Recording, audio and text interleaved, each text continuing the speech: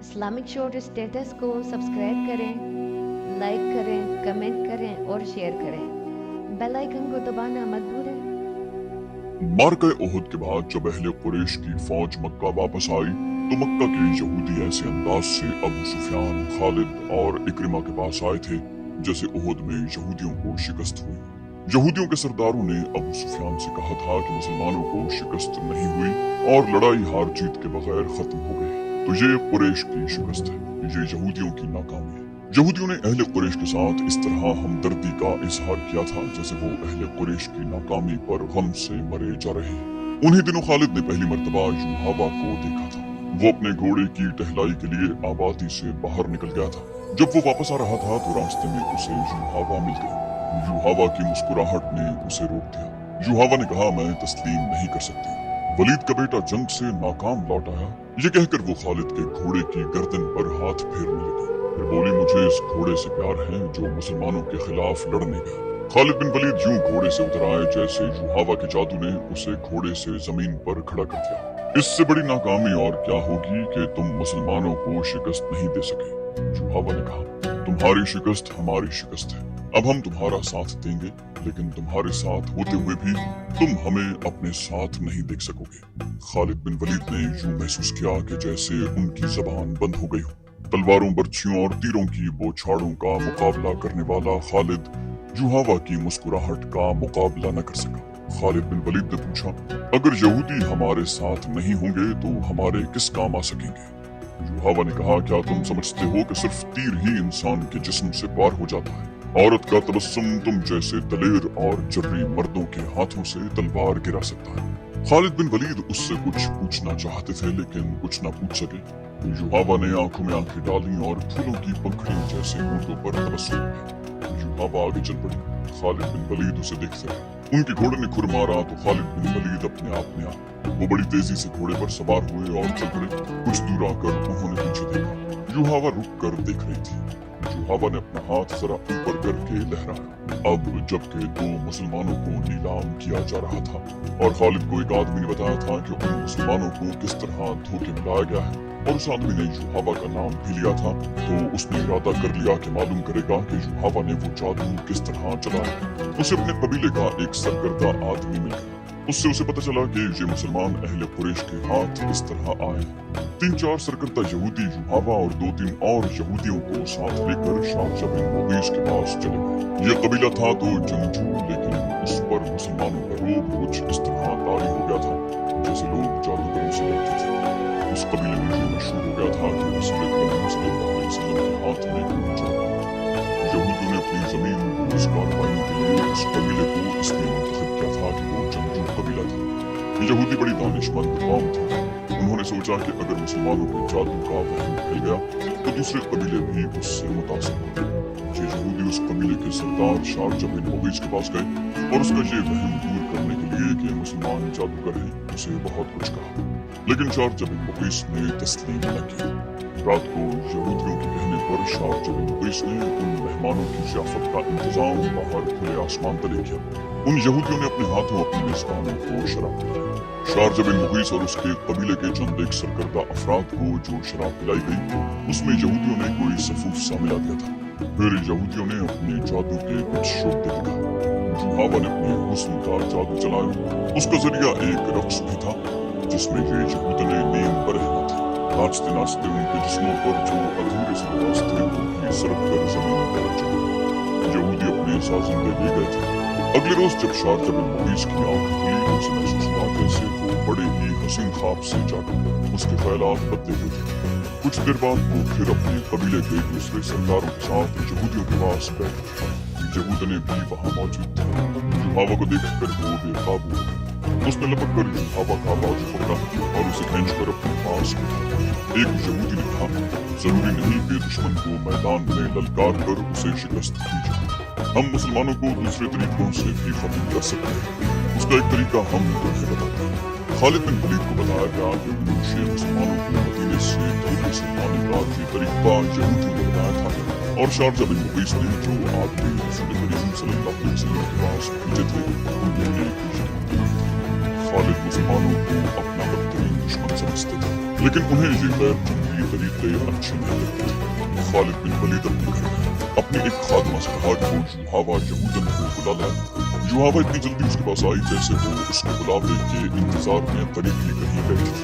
खालिद बिन वलीद ने युहावा से कहा, तुम मुसलमानों को कामयाबी से धोखा दिया और मुगीस के कबीले के लोग तुम्हें जादू करने कहने लगे, लेकिन ये तरीका मुझे पसंद नहीं आया। युहावा बोली, मेरी बात गौर से सुनो, तुम अपने कबीले के नाम पर जंगजू हो, लेकिन तुम में अक्ल की कमी है। दुश्मन को मारना है, तलवार से मारो और उसे तीखी नजरों से हलाक करो। तीर और तलवार चलाए बगैर दुश्मन को कोई मुझे से औरत ही मार सकती है। आज 4 वर्ष के बाद जब खालिद बिन वलीद सहरा में तन्हा जा रहे थे तो युहावा की बातें उसे याद आई। इस हद तक तो वो खुश थे कि यहूदियों के साथ थे, लेकिन मुझे मालूम था कि यहूदियों की दोस्ती में जहाँ मुसलमानों की दुश्मनी है वहाँ उनके अपने मफादात भी हैं। अलबत्ता उसने ये तस्लीम कर लिया था कि युहावा अगर जादूगरनी नहीं तो उसके सरापे में जादू का कोई असर जरूर है। खालिद बिन वलीद का घोड़ा मदीना की तरफ चला जा रहा था।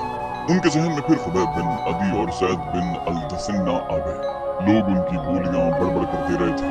आखिर सौदा हो गया और कुरैश के 2 आदमियों ने उन्हें बहुत से सोने के इवज खरीद दिया।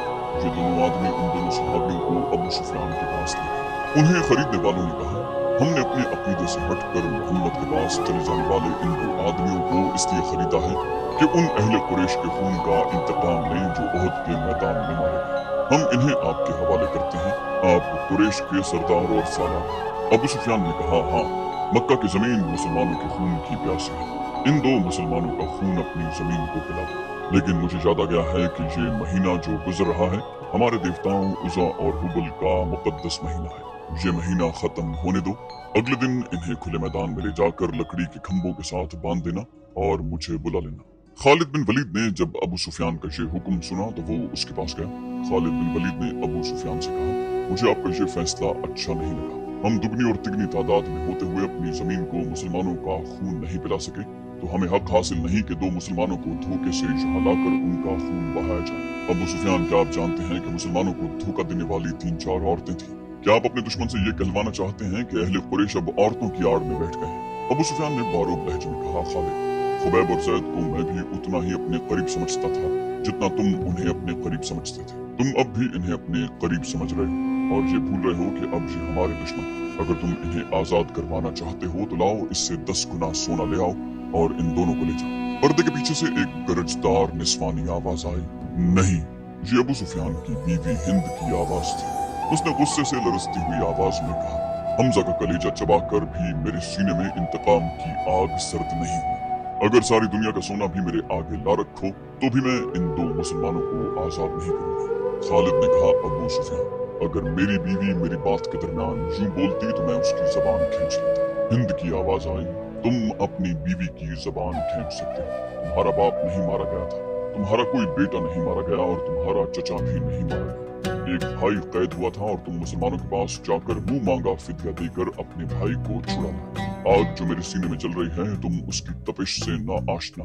खालिद बिन वलीद ने अबू सुफियान की तरफ देखा। अबू सुफियान के चेहरे पर जहां मर्दाना जाहो जलाल और एक जंगजू सरदार का तासुर था वहां एक खावंद की बेबसी की झलक भी थी। अबू सुफियान ने कहा, हाँ खालिद, जिसके दिल पर चोट पड़ती है उसके ख्यालात तुमसे बहुत मुख्तलिफ होते हैं। किसी को अपना दुश्मन कहना कुछ और बात है, लेकिन अपने दुश्मन को अपने किसी अजीज का खून बख्श देना बड़ी ही नामुमकिन बात है। तुम किस किस को कायल करोगे कि वो इन 2 मुसलमानों की जान बख्शी कर दे? तुम जाओ खालिद, उन 2 मुसलमानों को अपने कबीले के रहमो करम पर छोड़ दो। खालिद बिन वलीद खामोशी से चले गए। फिर खालिद को वो भयानक मंजर याद आया जब बाहर मैदान में लकड़ी के 2 खंभों के साथ खुबैब रज़ियल्लाहु अन्हु और ज़ैद रज़ियल्लाहु अन्हु बंधे खड़े थे। तमाशाइयों का चीखता चिल्लाता हुआ हुजूम इकट्ठा हो गया था। उधर से अबू सुफियान और हिंद घोड़ों पर सवार हुजूम में दाखिल हुए। हुजूम के नारे और इंतकामी नारे पहले से ज्यादा बुलंद हो गए। अगर उस हुजूम में कोई खामोश था तो सिर्फ खालिद बिन वलीद। अबू सुफियान घोड़े पर सवार दोनों कैदियों के करीब गए और दोनों ने उसे कहा कि वो जिंदगी की आखिरी नमाज पढ़ना चाहते हैं। अबू सुफियान ने उन्हें इजाजत दे दी। खालिद बिन वलीद जो अब मदीने की तरफ जा रहे थे, उन्हें जब वो मंजर याद आया कि दोनों कैदियों के हाथ खोल दिए गए और वो किबला रू होकर नमाज पढ़ने लगे। खालिद बिन वलीद पर उस वक्त जो असर हुआ था वो अब 4 बरस के बाद उनकी जात से भर रहा था। घोड़े की पीठ पर बैठे बैठे खालिद बिन वलीद का सर झुक गया। खुबैब बिन अदी और ज़ैद बिन अल-हज़न्ना हुजूम की चीखों पुकार से लाताल्लुक अपनी मौत से बेपरवाह खुदा के हुजूर रुकू और सुजूद में महव थे। उन्होंने निहायत इत्मीनान से नमाज पढ़ी, दुआ के लिए हाथ उठाया। कोई नहीं बता सकता, तारीख भी खामोश है कि उन्होंने खुदा से क्या दुआ मांगी। उन्होंने खुदा से ये नहीं कहा होगा कि दुश्मन उन्हें आजाद कर दे। वो उठे और खुद ही लकड़ी के खंभों के साथ पीठ लगाकर खड़े। अबू सुफियान ने बड़ी बुलंद आवाज से खुबैब रज़ी अल्लाह अन्हु और ज़ैद रज़ी अल्लाह अन्हु से कहा, ओ बदकिस्मत इंसान, तुम्हारी किस्मत और जिंदगी मेरे हाथ में है। अपनी ज़बानों से कह दो कि हम इस्लाम को तर्क करते हैं और अब हम अहले कुरैश में से हैं और 360 बुतों को बरहक मानते हैं। ये ऐलान कर दो और अपनी जिंदगियां मुझसे वापस लो। अगर नहीं तो मौत को गले लगाओ। ये भी सोच लो कि तुम्हारी मौत सहल नहीं होगी। ज़ैद रज़ी अल्लाह अन्हु की आवाज गरजी, ऐ बातिल के पुजारी अबू सुफियान, हम लानत भेजते हैं पत्थर के इन बुतों पर जो अपने ऊपर बैठी मक्खी को भी नहीं उड़ा सकते। हम लानत भेजते हैं उज़ा और हुबल पर जो तुम्हें अगले जहान दोज़ख की आग में फेंकेंगे। हम पुजारी हैं उस एक अल्लाह के जो रहमान और रहीम है। हम आशिक हैं मोहम्मद सल्लल्लाहु अलैहि वसल्लम के जो अल्लाह के रसूल है। खुबैब रज़ी अल्लाह अन्हु ने बुलंद आवाज से कहा, मेरा रास्ता वही है जो ज़ैद ने तुम्हें दिखाया। ऐ अहले मक्का, सच्चा वही है जिसके नाम पर हम कुर्बान हो रहे हैं। हमें नई जिंदगी मिलेगी जो इस जिंदगी से बहुत ज्यादा हसीन और मुकद्दस है। अबू सुफियान ने हुक्म दिया, बांध दो इन्हें इन खंभों के साथ। ये मौत का जायका चखने के मुश्ताक है। दोनों के हाथ पीछे करके खंभों के साथ जकड़ दिए। अबू सुफियान ने घोड़ा मोड़ा और हुजूम की तरफ बढ़ा। अबू सुफियान ने बुलंद आवाज से हुजूम से कहा, उज़ा और हुबल की कसम, मैंने अपने कबीले में कोई एक भी ऐसा नहीं देखा जो अपने सरदार पर इस मोहब्बत और निसार से जान कुर्बान करने के लिए दे। जिस तरह मोहम्मद के पैरोकार उसके नाम पर फिदा। हिंद अपने घोड़े पर सवार कुछ दूर खड़ी, उसके करीब उसके चंद एक गुलाम खड़े थे। एक गुलाम ने अपने आकाओं को खुश करने के लिए जोश का ऐसा मुजाहरा किया कि पर्ची तान कर दोनों कैदियों की तरफ किसी के हुक्म के बगैर बड़ी तेज दौड़ा और खंभे से ज़ैद रज़ी अल्लाह अन्हु के सीने पर पर्ची का इतना जोरदार वार किया कि पर्ची की अन्नी उनकी पीठ से बाहर निकली। ज़ैद बिन अल-हज़न्ना फौरन शहीद हुए।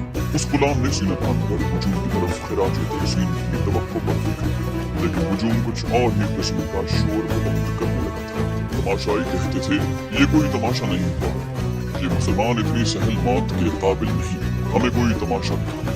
हिंद ने तभी आवाज में कहा, कत्ल कर दो इस गुलाम को जिसने एक मुसलमान पर इतना रहम किया, इससे इतनी जल्दी आई। कई आदमी तलवारें और पर्चियां लहराते उस गुलाम की तरफ दौड़े, लेकिन बहुत से आदमी दौड़कर उन आदमियों और गुलाम के दरमियान आ गए। एक आदमी ने जो घोड़े पर सवार था ललकार कर कहा, खबरदार, पीछे खड़े रहो। अरबी खून इतना बुज़दिल नहीं कि दो आदमियों को बांध कर मारने के लिए कुरैश का पूरा कबीला इकट्ठा हो। खुदा की कसम, अबू सुफियान की जगह अगर मैं होता तो इन दोनों आदमियों को आजाद कर देता। ये हमारा खून है और ये हमारे मेहमान है, हम इनसे मैदान जंग में लड़ेंगे। ये खालिद बिन वलीद थे। हुजूम में से कई आवाजें सुनाई दी, ये ठीक कहता है, दुश्मन को बांध कर मारना अरब की रिवायत के खिलाफ है। तमाशाइयों के हुजूम में से बेशुमार आवाजें ऐसी सुनाई दे रही थी जो कहती थी कि हम तमाशा देखेंगे, हम दुश्मन को इस तरह मारेंगे कि वो मर मर कर जिए। थोड़ी देर के बाद तमाशाइयों का हुजूम दो हिस्सों में बढ़ गया कि एक गिरोह खुबैब रज़ी अल्लाह अन्हु के खिलाफ था और इसे वो अरब की रिवायती बहादुरी के मुनाफी समझता था, और दूसरा गिरोह खुबैब रज़ी अल्लाह अन्हु को तड़पा तड़पा कर मारने के नारे लगा रहा था। खालिद बिन वलीद ने जब अहले मक्का को और दूर दूर से आए हुए तमाशाइयों को इस तरह एक दूसरे के खिलाफ नारे लगाते देखा तो वो डरते हुए अबू सुफियान तक गए। खालिद बिन वलीद ने कहा, देख लिया अबू सुफियान, देख लें यहाँ मेरे कितने हामी हैं, एक को मार दिया है दूसरे को छोड़ दें, वरना अहले कुरैश आपस में टकरा जाएंगे। हिंद ने खालिद बिन वलीद को अबू सुफियान के पास खड़े देखा तो वो समझ गई कि खालिद भी खुबैब रज़ी अल्लाह अन्हु की रिहाई का हामी है। हिंद ने घोड़े को एड़ लगाई और उन दोनों के पास जा पहुंची। हिंद ने सख्त बिखरी हुई आवाज में कहा, खालिद, मैं जानती हूँ तुम क्या चाहते हो, क्या तुम अबू सुफियान को अपना सरदार नहीं मानते? अगर नहीं तो यहाँ से चले जाओ, मैंने जो सोचा है वो होकर रहेगा।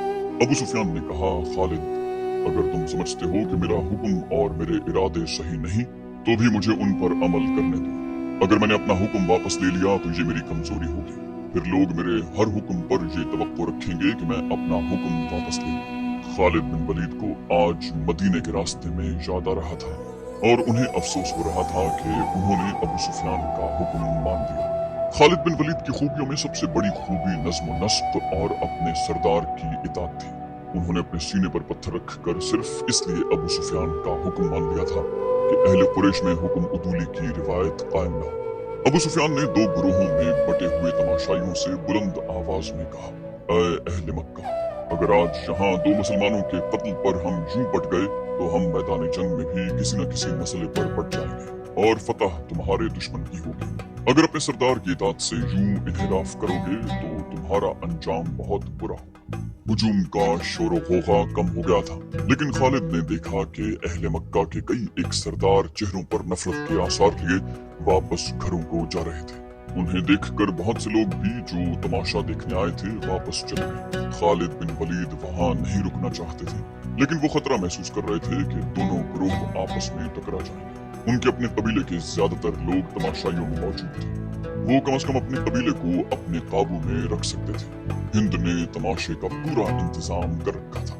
उसके इशारे पर 40 कमसिन लड़के जिनके हाथों में बर्छियां थी दौड़ते और चीखते चिल्लाते हुए तमाशाइयों में से निकले और खुबैब रज़ियल्लाहु अन्हु के इर्द गिर्द नाचने और चीखने चिल्लाने लगे।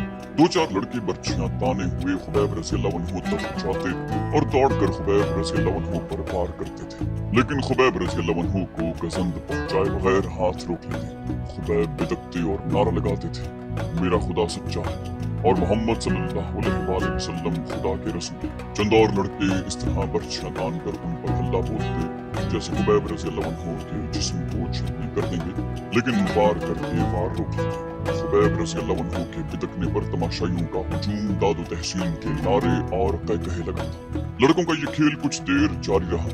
उसके बाद लड़कों ने ये तरीका इख्तियार किया कि बर्छी का वार बड़ी जोर से करते, लेकिन खुबैब रज़ियल्लाहु अन्हु के जिस्म पर इतना सवार लगता कि बर्छियों की अन्नियां खाल में जरा सी उतर कर पीछे जाती। बहुत देर तक यही खेल चलते रहा। तमाशाई दादो तहसीन के नारे और खुबैब रज़ियल्लाहु अन्हु अल्लाहु अकबर और मोहम्मद रसूलुल्लाह के नारे बुलंद करते रहे। खुबैब रज़ियल्लाहु अन्हु के कपड़े खून से लाल हो चुके थे। अबू जहल का बेटा इक्रिमा हाथ में बर्छी लिए उन लड़कों के पास जा पहुंचा और उन्हें हिदायत जारी करने लगा। लड़के अब अपनी बर्छियां खुबैब रज़ियल्लाहु अन्हु के जिस्म में चुभो रहे थे। वो गोल दायरे में घूमते और नाचते। खुबैब रज़ियल्लाहु अन्हु के जिस्म का कोई भी हिस्सा ऐसा न रहा जहां बर्छी न चुभे और वहां से खून न टपक रहा था। उनके चेहरे पर भी बर्छियां मारी गई। जब बहुत देर गुजर गई और लड़के नाच नाच कर और बर्छियां चुभो चुभो कर थक गए तो इक्रिमा ने लड़कों को वहां से हटा दिया। खुबैब रज़ियल्लाहु अन्हु खून में नहाए हुए थे और अभी जिंदा थे। वो हर तरफ देख रहे थे। उनके नारों में कमी नहीं आई थी। इक्रिमा उनके सामने खड़ा हो गया और बर्छी तान कर खुबैब रज़ियल्लाहु अन्हु के सीने में इतनी जोर से मारी कि फासला कम होने की वजह से बर्छी खुबैब रज़ियल्लाहु अन्हु के जिस्म से निकली। खुबैब रज़ियल्लाहु अन्हु शहीद। हिंद की गरजदार आवाज सुनाई दी। इनकी लाशें यहीं बंधी रहीं। अब कई दिनों तक इनकी लाशों के गलने सड़ने का तमाशा देखते रहे। ये वाक़या जुलाई 625 ईस्वी का था। जो खालिद बिन वलीद को याद आ रहा था, उन्होंने अपने दिल में दर्द की टीस महसूस की। खुबैब रज़ियल्लाहु अन्हु और ज़ैद रज़ियल्लाहु अन्हु के कत्ल ने कुरैश के सरदारों में इख्तिलाफ का बीज बो दिया। जिस तरह उन दो मुसलमानों ने आखिरी वक्त नमाज पढ़ी और इस्लाम से निकल आने पर मौत को तरजीह दी, उसने कुरैश के कई सरदारों पर गहरा असर छोड़ा। खुद खालिद बिन वलीद ने अगर इस्लाम की नहीं, खुबैब और ज़ैद रज़ियल्लाहु अन्हु की दिल में बहुत तारीफ की।